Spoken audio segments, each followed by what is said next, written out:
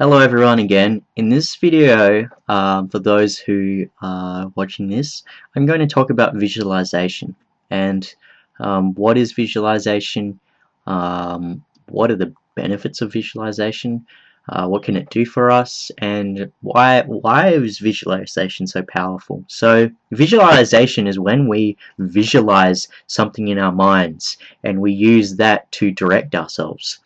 So if we're riding a horse, we can imagine, and we want to jump over a block, we can imagine the horse jumping over the block, and then sure enough we can put all our concentration into that, so that we're using our visualizations as a vehicle to project ourselves. So that's how visualization is a good thing. Like if you want to play football and you imagine the goals, you imagine the ball going into the goal, like you imagine it just going into the goal, and then you kick with all your concentration on that, and then you're using your visualization as a projection to project what you want to happen. Or if you're doing archery, you're sort of imagining the arrow going into the target, so that you're leading your mind to it. You know, a lot of people have don't visualize, in that they say they don't think about anything and they just sort of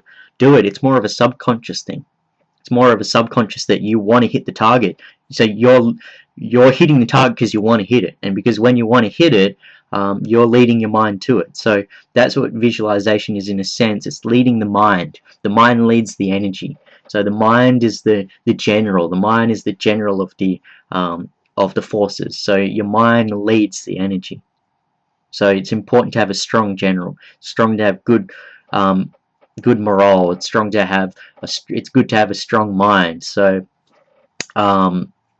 visualization is very powerful, very powerful. And don't underestimate visualization, because visualization is the vehicle of how we get what we want.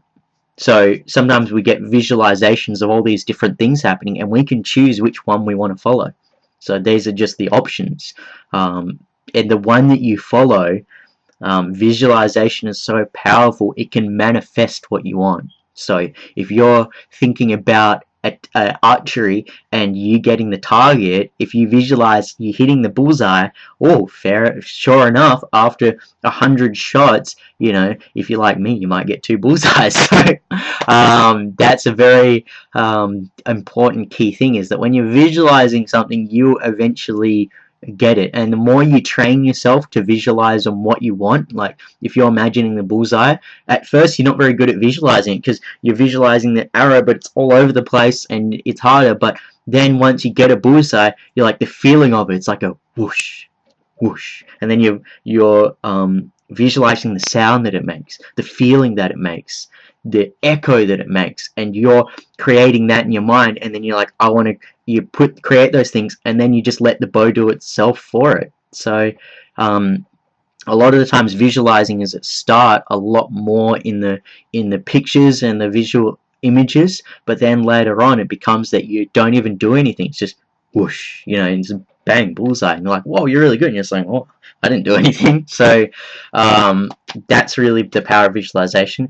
In Qigong, they refer it to as regulation without regulation. If you really want to be a good sports driver, you've got to think about the steering wheel and the clutch and whatever. But then when you become really good at that, you're not thinking about it anymore, and you go into this like subconscious phase where you just, like a samurai fighter, he doesn't think about fighting, because if he has to think about it, then by the time he's thought about it, he's already been struck down. So he doesn't think about it. It's just all reflex. It's just all visualization turned into reflex throughout time. So it's converted. So it's just he's there, and something's coming, just not even thinking about it. You know, he's just already he's defending himself without thinking. So that is what is key to visualization. So visualization starts off big, but then it refines. So don't get scared if you can't be in control of your imagination or your visualization, because the purpose is to choose the idea and then to refine it. And if it's a bad idea,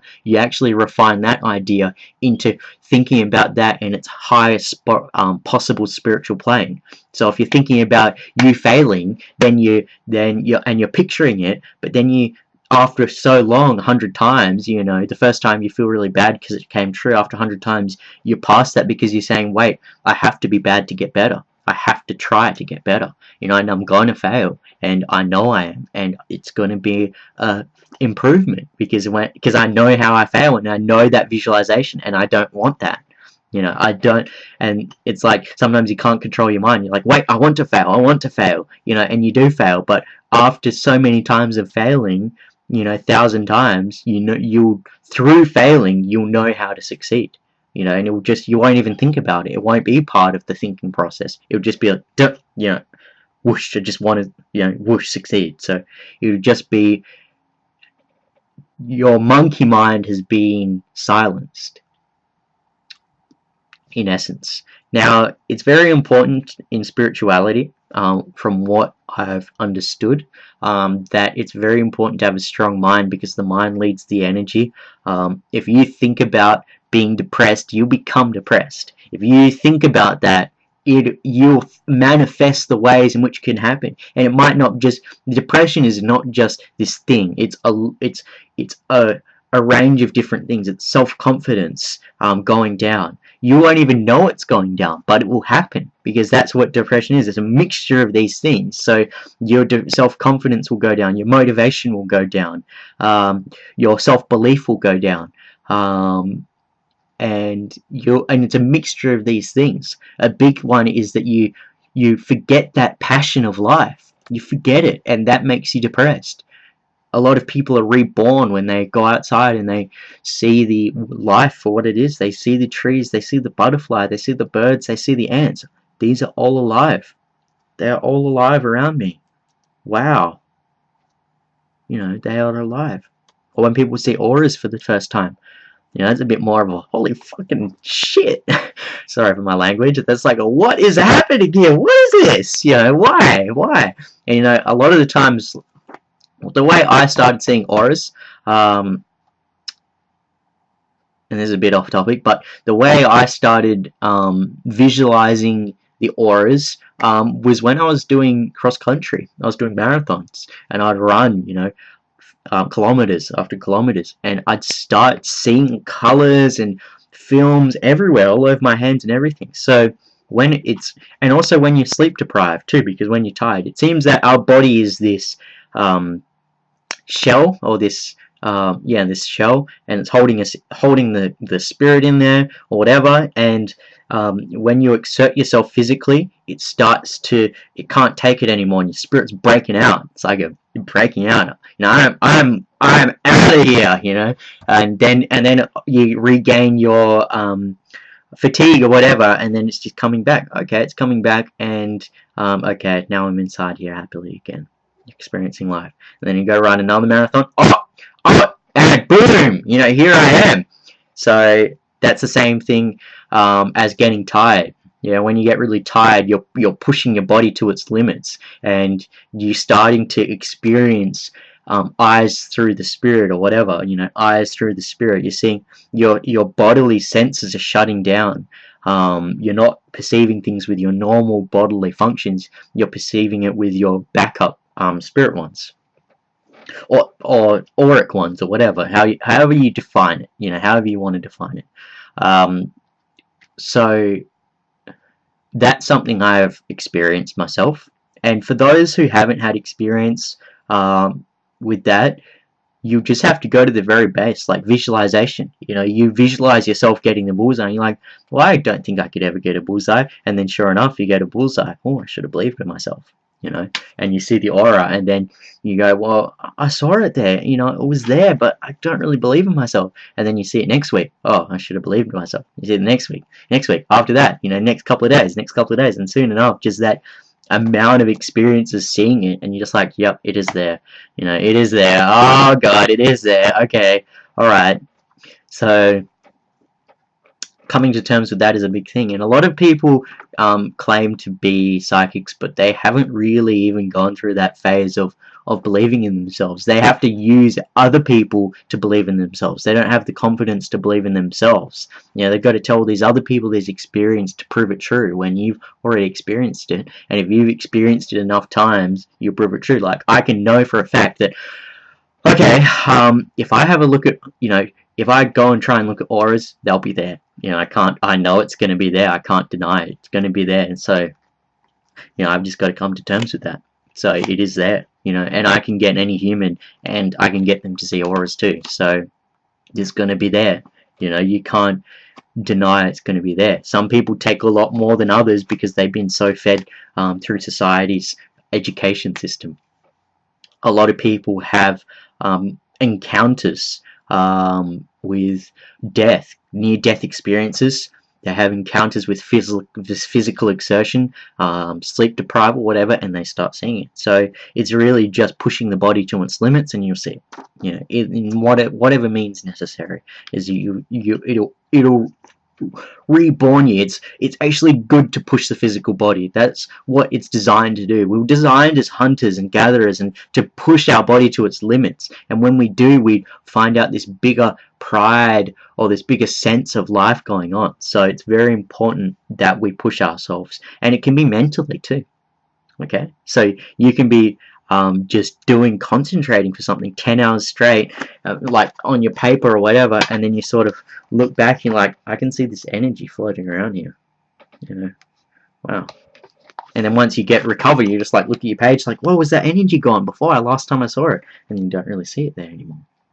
So when we push ourselves, we open ourselves up to larger senses, and our inner spirit inside the shell starts to push away. It's like our spirit starts to push it away because it's getting weaker. Its grasp is getting weaker, and we start to see things energetically. You might see the wall instead of just a brick wall. You might see it as a colorful, like rainbow type thing. You know, you could see the air particles moving around. You could see your own aura on your foot. You know, you could see a gas surrounding it, whatever. You know, these things happen, and they are there.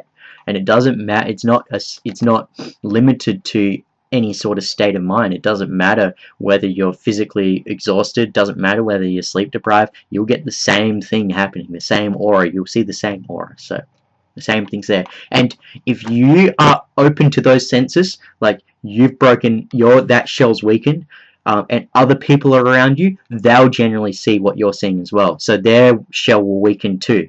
Because when one happens, for some reason, other people's happen. I think it's because we're all sort of connected somehow, but that seems to happen. You might see like streams coming out of your fingers. You might see, you know, the aura around your hands. So a lot of people have written posts. Thousands of people. I go forum after forum. You know, I was with my husband or whatever, and I saw this. I was looking at my hand and I could see this like stream coming out of it, and he could see it too. And they're all like, oh, I think you should go see a doctor. You know, have you been checked for mental illness? And it's just so funny the way normal people react. It's just like, oh, it's such a, oh, people. So yeah, that's a big thing, is that visualization is important, but it's a separate thing from what is really there. You know, when you get a bullseye, it's there. The bullseye is there. You know, the target is real. The arrow is real. The only thing that you visualized was you getting the bullseye, and in essence, that became true as well.